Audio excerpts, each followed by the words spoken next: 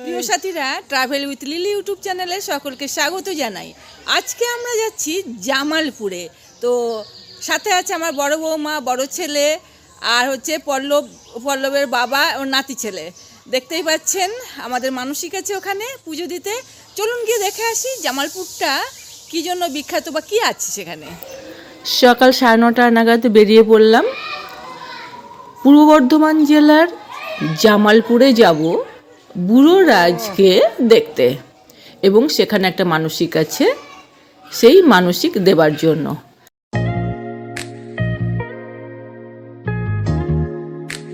শোনা যায় জামালপুরে বাবা ভোলানাথ এবং ধর্মরাজের পুজো একসাথে হয়।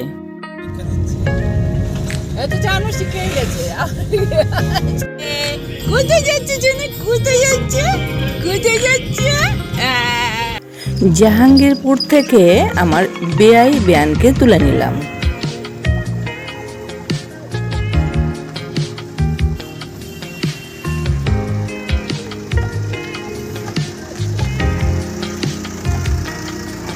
কৃষ্ণনগর থেকে জামালপুর 38 কিলোমিটার রাস্তা। শিয়ালদহ স্টেশন থেকে ট্রেনে করে সরাসরি বর্ধমান গিয়ে সেখান থেকে অটো বা টোটো ধরে এই স্থানে আসতে পারেন। কৃষ্ণনগর থেকে জামালপুরে যেতে এই যে গৌরাঙ্গ সেতু, এটি কিন্তু একটা সুন্দর ব্রিজ গঙ্গার উপর দিয়ে।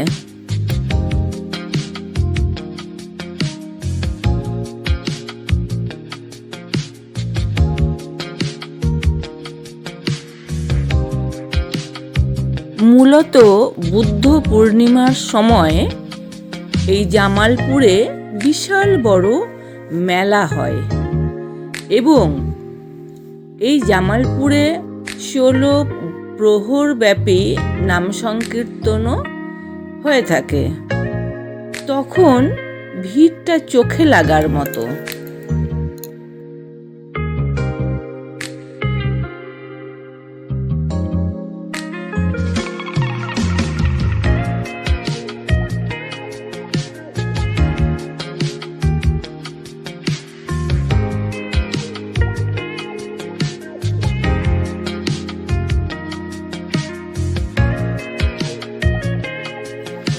জাস্ট পৌঁছলাম জামালপুরে বুড়ো শিবরাজের কাছে।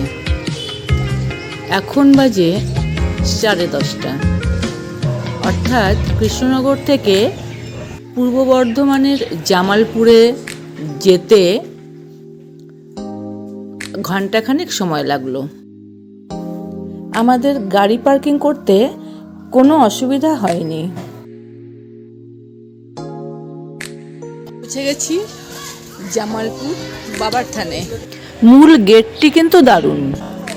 বটবৃক্ষের পাকুড় গাছের ঝুড়িগুলোর সাথে মানুষ যারা করেছে তারা একটা করে ঢিল বেঁধে রেখে গেছে, সেটাই এখানে দেখতে পাচ্ছেন।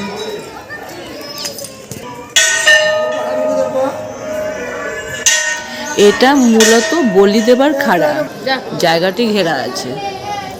বুদ্ধ পূর্ণিমাতে পুজোর সময় এখানে প্রচুর পাঠা বলি হয়। এটি নাট মন্দির, ঠিক তার পাশেই বুড়োরাজের মন্দির। মন্দিরের ভেতর দিকে যাচ্ছি।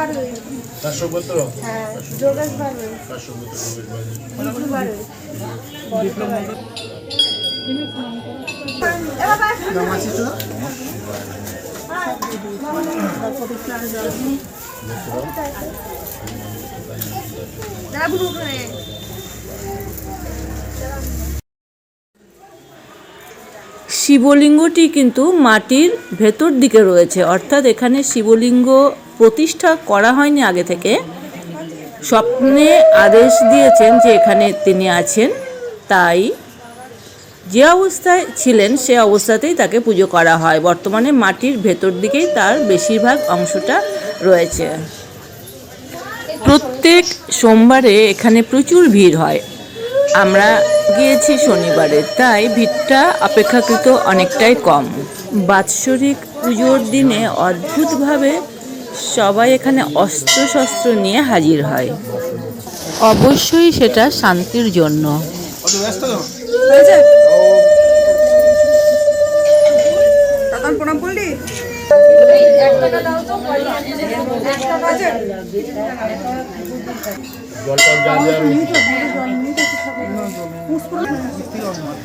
দুজনাকে দেখলাম এখানে কাজ করেন, সুন্দর করে ডালা সাজিয়েছে এখানে আমরা দেখতে পাচ্ছি।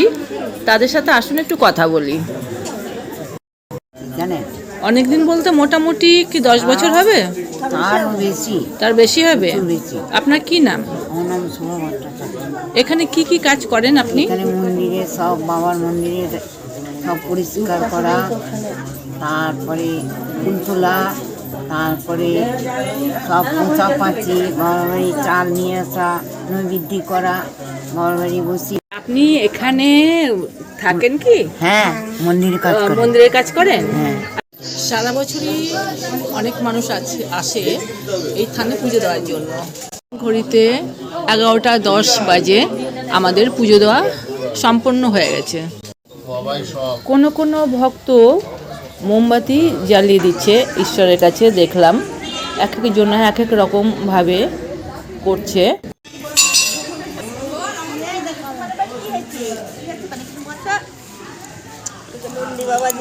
মাথার চুল এখানে দান করা হলো আমার নাতি ছেলে।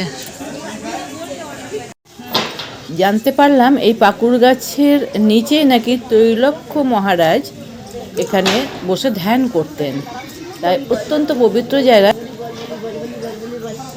একটা মন্দিরের সামনে দাঁড়িয়ে সবাই মিলে ছবি। হ্যাঁ, চলো তো ঘুরবো। আমার ছেলেকে করিয়ে দাও। তুমি দিবা, তুমি দিবা, তুমি দিবা। আমার সোনাকে একটা দাও। আমার সোনাকে দাও। আর সোনা দাও।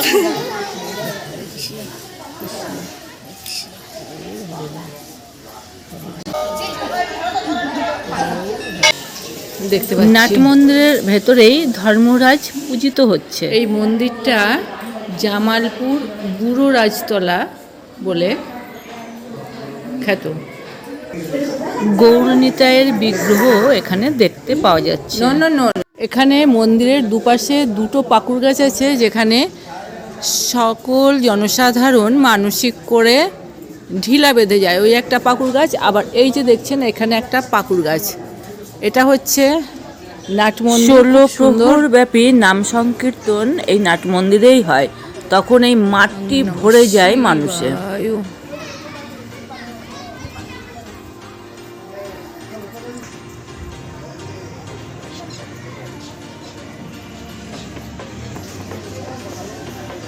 বুড়ো রাজের মন্দিরের বারান্দাতেই গোপাল বসে আছে। বলরি বলরি বলরি বল।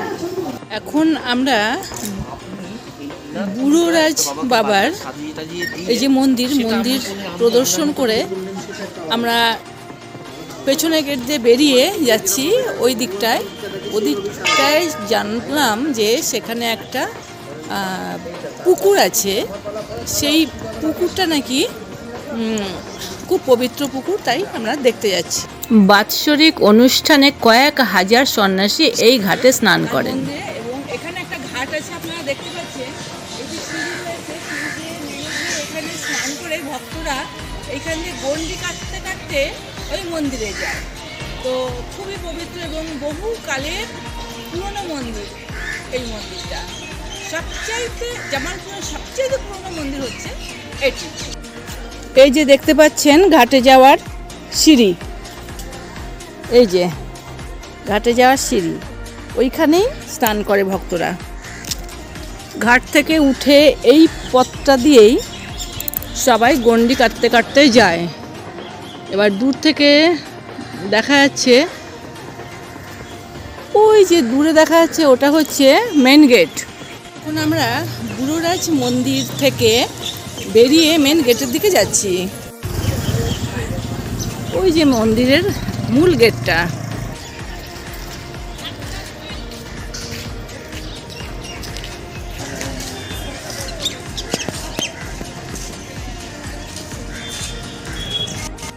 এখানে অনেক হোটেল পাবেন খাওয়ার জন্য।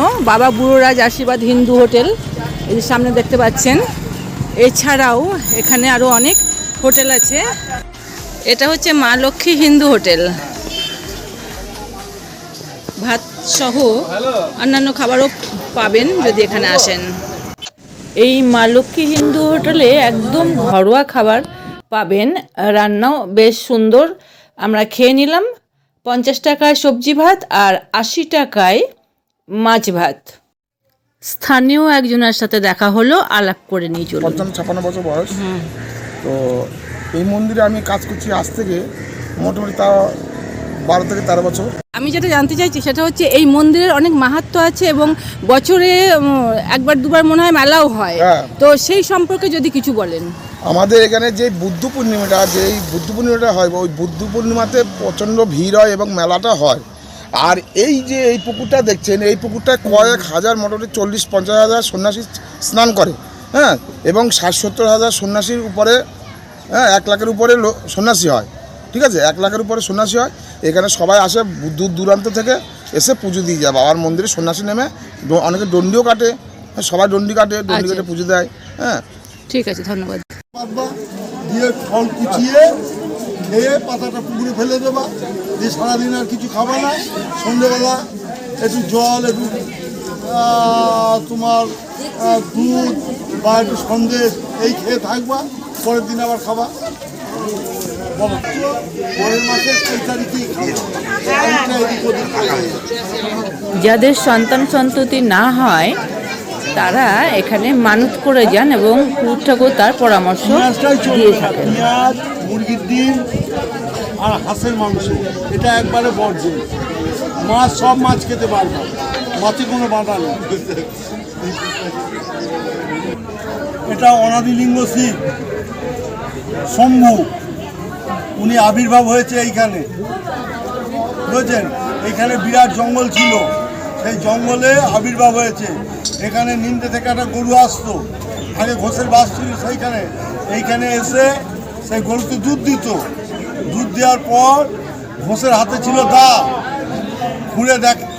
খুঁড়েছে যে শ্যামলি কোথায় দুধ দিচ্ছে গরুটা, খুঁড়ে তখন সেই মূর্তিটা দেখতে হয়। সেই ঘোষকে তখন স্বপ্ন দেয় যে আমি এখানে আবির্ভাব হয়েছি, পুজোর ব্যবস্থা কর।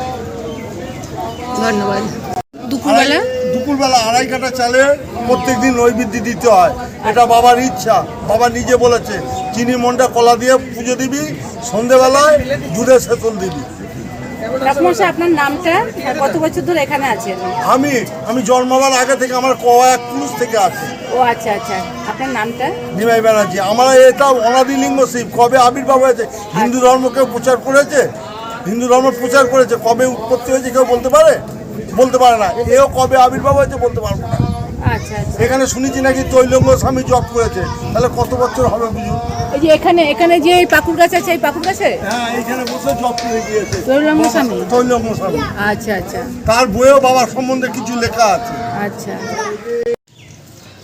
এখানে মন্দিরে ঢোকার আগে জুতো খুলে তারপরে ঢুকতে হয় এবং এখানে আছে শৌচালয়ের ব্যবস্থাও। এবার বাড়ি ফেরার পালা। কে চালাচ্ছে গাড়ি? কে চালাচ্ছে? বাবার হাতে ছেলের এখন স্টিয়ারিং ধরা শিক্ষা হয়ে গেল, আর কোনো অসুবিধা নেই।